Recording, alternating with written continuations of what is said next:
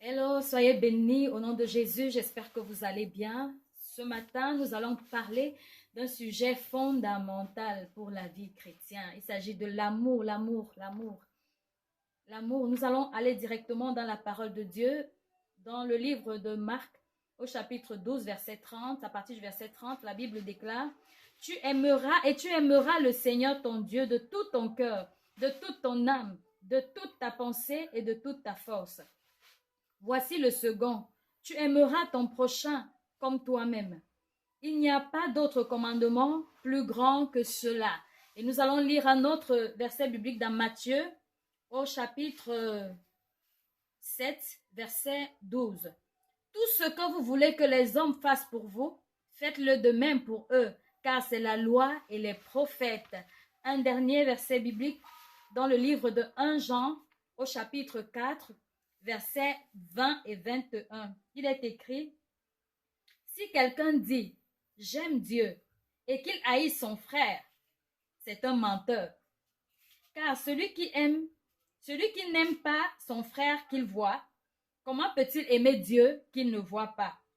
Et nous avons de lui ce commandement, que celui qui aime Dieu aime aussi son frère. Que celui qui aime Dieu aime aussi son frère. Bien-aimé, Dieu, le Dieu que nous servons, le Seigneur Jésus est amour. D'ailleurs, la Bible dit que Dieu a tant aimé le monde qu'il a donné son Fils unique afin que quiconque croit en lui ne périsse point, mais qu'il ait la vie éternelle. Dieu s'est sacrifié par amour. Dieu s'est sacrifié pour que nous ayons la vie. Et il nous a demandé, nous les chrétiens, de nous aimer les uns les autres. Mais dommage est de constater que nous nous mordons, que nous nous déchirons les uns les autres.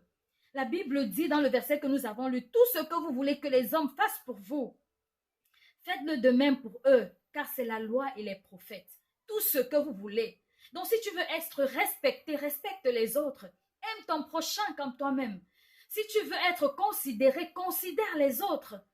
Tu ne peux pas mépriser les gens et attendre un retour qu'on te respecte. Bien-aimés, aimons-nous, surtout dans l'Église.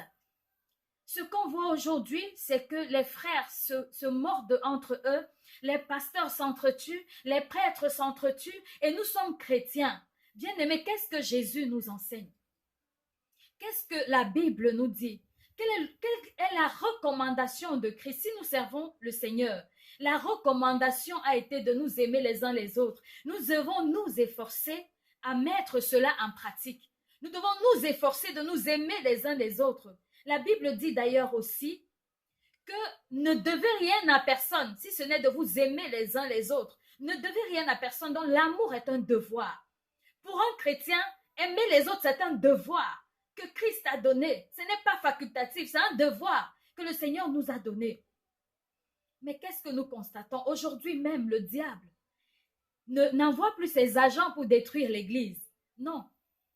Aujourd'hui, il détruit l'Église par l'Église. Il détruit l'Église par l'Église. Il cherche des personnes mal affermies dans l'Église, qui ont encore de la haine, qui ont du mépris pour les autres, qui veulent seulement voir les défauts des autres, pour détruire l'Église, pour déchirer l'Église. Le diable n'utilise plus ses agents, il utilise les propres chrétiens de l'Église pour détruire l'Église. Bien-aimé, tu ne dois pas laisser Satan t'utiliser. Parce que la Bible dit que si ta main est pour toi une occasion de chute, coupe-la. Mais ce que nous faisons, nous voulons couper les mains des frères, nous voulons percer les yeux des frères, et nous oublions nos propres mains et nos propres yeux que nous avons à percer. Le travail commence sur toi-même. Si tu commences à travailler sur toi, tu n'auras pas les problèmes avec l'autre. Si tu commences à travailler ton orgueil, l'autre ne va pas te scandaliser. Si tu commences à travailler ta jalousie, tu ne vas pas envier la réussite de l'autre. Travaille ta vie, travaille dans ta vie. C'est ce que Dieu veut que nous fassions, que nous travaillons dans nos propres vies. Ce n'est pas dans la vie du frère qu'on t'a demandé de travailler. On t'a demandé de prier pour les faibles, pas d'aller chercher à les changer. Tu ne peux pas changer un frère. Tu ne peux pas changer une sœur. Tu ne peux pas changer quelqu'un d'autre. Tu peux te changer toi-même. Parce que tu peux prier pour qu'un frère soit changé, mais tu ne peux pas aller le changer. Tu ne peux pas le faire. Ce n'est pas ton travail. C'est le travail de Dieu. Mais ce que Dieu te demande de faire, c'est que si ta main est pour toi une occasion de chute, coupe-la. Bien-aimé, ne soyons pas des objets de scandale pour l'Église. Aimons-nous les uns les autres. Dieu nous demande de nous aimer. Dieu nous demande de nous aimer, pas le contraire, pas l'inverse.